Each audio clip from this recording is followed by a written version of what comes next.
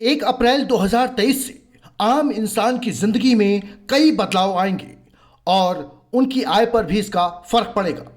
Number 1, नई कर व्यवस्था। इस साल फरवरी में पेश किए गए बजट में वित्त मंत्री निर्मला सीतारमण ने एक नई आयकर व्यवस्था को लेकर कई अहम घोषणाएं की थी।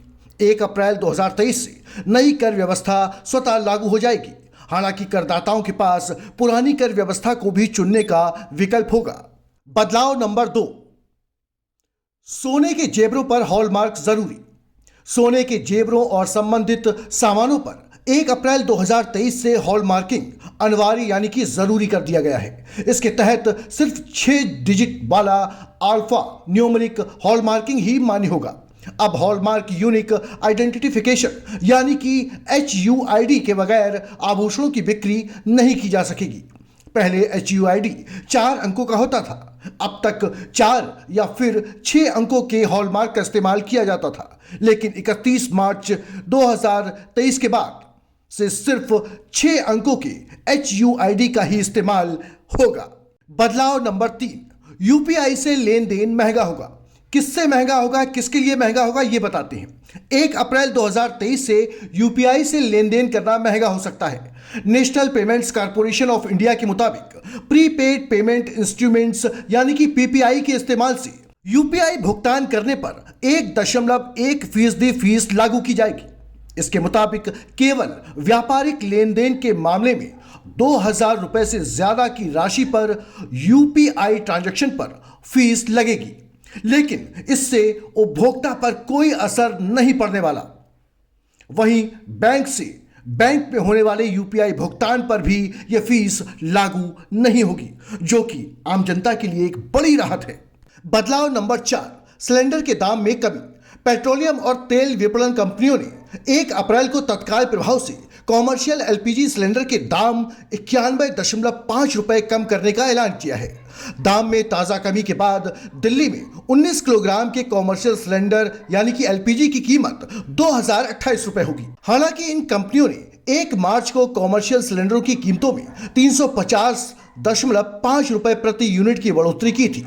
वैसे अभी घरेलू सिलेंडरों की कीमत में कोई कमी नहीं की गई है, लेकिन इन सिलेंडरों की कीमत 1 मार्च 2023 को 50 रुपए और 1 जनवरी को 25 रुपए बढ़ाए गए थे।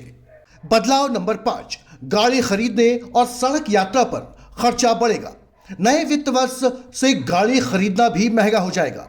अप्रैल से टाटा मोटर्स, हीरो मोटरकॉर्प और मारुति ने अपनी गाड़ियों के दाम बढ़ाने की घोषणा की है। होंडा कॉर्प इंडिया ने भी बताया है कि सेडान और होंडा अमेज कार भी महंगी होने जा रही है। इन कंपनियों ने कहा है कि 1 अप्रैल 2023 से गाड़ियों के दाम बढ़ जाएंगे।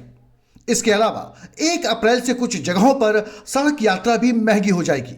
मुंबई पुणे एक्सप्रेसवे पर टोल टैक्स बढ़ जाएगा। महाराष्ट्र राज्य सड़क विकास निगम ने कहा है कि 1 अप्रैल से मुंबई पुणे एक्सप्रेसवे पर 18% अधिक टोल टैक्स वसूल किया जाएगा। इसी तरह दिल्ली मेरठ एक्सप्रेसवे पर टोल की दरों में 10% की बढ़ोतरी की गई है। बदलाव नंबर 6, जीवन बीमा पॉलिसियों पर अब ज्यादा टैक्स यानी कि कर लगेगा।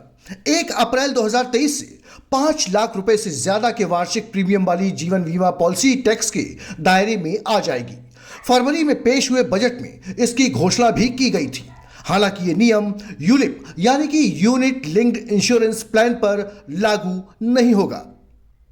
अब बदलाव नंबर 7 की बात करते हैं, जो सबसे ज्यादा अहम है आम आदमी के लिए, यानी कि जो वो बचत करता है उस पर किस तरीके के ब्याज मिलेंगे उसे। स्मॉल सेविंग स्कीम पर सरकार ने ब्याज दर बढ़ा दी है। केंद्र सरकार ने 31 मार्च को नए वित्तीय वर्ष की पहली तिमाही के लिए अधिकांश डाकघर बचत योजनाओं पर ब्याज दरों में 0.7% तक की बढ़ोतरी की है।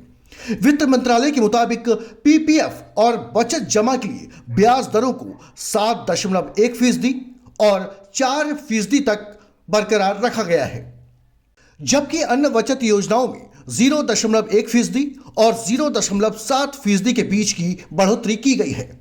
नेशनल सेविंग सर्टिफिकेट की ब्याज दरों पर सबसे ज्यादा वृद्धि की गई है। ये 1 अप्रैल से 30 जून 2023 की अवधि के लिए 7% से बढ़ाकर 7.5% होगी। तो वहीं केंद्र सरकार द्वारा लागू की गई सुकन्या समृद्धि योजना के लिए नई दरें 7.6% से बढ़ाकर 8% कर दी गई हैं।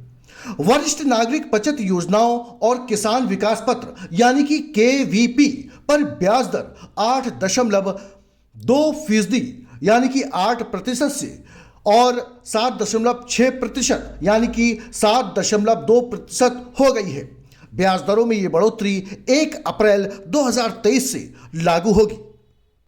अगर आपको ये जानकारी महत्वपूर्ण लगती है तो वीडियो को लाइक करें, शेयर करें और चैनल को सब्सक्राइब करना ना भूलें और कमेंट जरूर करें कि आपको कंटेंट कैसा लग रहा है और आप क्या देखना और सुनना पसंद करेंगे। शुक्रिया।